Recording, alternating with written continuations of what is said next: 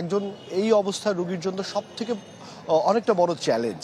এই চ্যালেঞ্জটি আসলে medical board না বলা পর্যন্ত সেই সিদ্ধান্ত কিন্তু আসলে নেওয়াটা অনেকটাই ডিফিকাল্ট। এবং এর আগেও জাহিদ হোসেন বলছিলেন যে এর আগেও কিন্তু এর থেকেও ক্রিটিক্যাল অবস্থা থেকে তিনি ফিরে আসছেন। এবং সামাজিক যোগাযোগ মাধ্যম সব বিভিন্ন জায়গায় যে গুজব, যেই নেতাকর্মীদের কাছে যেই মেসেজ, সাধারণ দেশবাসীর কাছে যেই গুজব ছড়িয়ে যাচ্ছে, সেটি কিন্তু তিনি গুরুত্ব সহকারে দেখেছেন। বলছিলেন যে তিনি সুস্থ হয়ে ফেরানোর জন্য সব ধরনের চেষ্টা কিন্তু বাংলাদেশ সরকার এবং কাতার সরকার তারা করে আসছেন। নতুন এবং ফিরে আসা গ্রাহকদের জন্য নগদে চলছে ক্যাশব্যাক সহ প্রতিদিন হাজারো উপহার জেতার সুযোগ। হবে আশা আর ফেরা সারপ্রাইজ সেরা। Air ambulance ready. অনেকে অনেকভাবে কথা বলছেন যে এয়ার অ্যাম্বুলেন্স নিয়ে নানা জটিলতা। এখন পর্যন্ত আমরা এখান থেকে যতটুকু তথ্য, বিভিন্ন মাধ্যম থেকে যে তথ্যগুলো পাওয়া গেছে, যে এয়ার অ্যাম্বুলেন্সের কোনো রকম কোনো ঘাটতি নেই, এয়ার অ্যাম্বুলেন্স রেডি। সেই ক্ষেত্রে এখন সব থেকে যে গুরুত্বপূর্ণ বিষয়টি সেটি হচ্ছে তার শারীরিক অবস্থায়।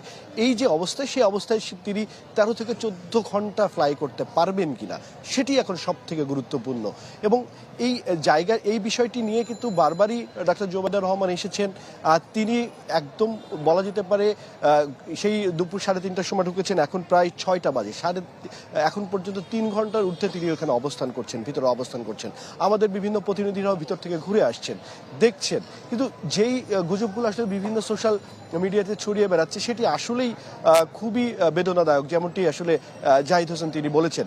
এবং এছাড়াও তার এই জায়গার নিরাপত্তা বলা যেতে পারে এবং তার সার্বিক স্বাস্থ্যের যে অবস্থা এবং তাকে বিদেশে নিয়ে যাওয়ার বিষয়টি, পুরো বিষয়টি আসলে সরকার একদম কাছ থেকে মনিটরিং করছে। আপনি জানেন ইতিপূর্বে এসএসএফ এর একটি টিম তার সিকিউরিটির জন্য কাজ করছেন এবং সর্বোচ্চ লেভেলে, শুধু সিকিউরিটির জন্য নয়, সর্বোচ্চ লেভেলের তদারকি করছে সরকার।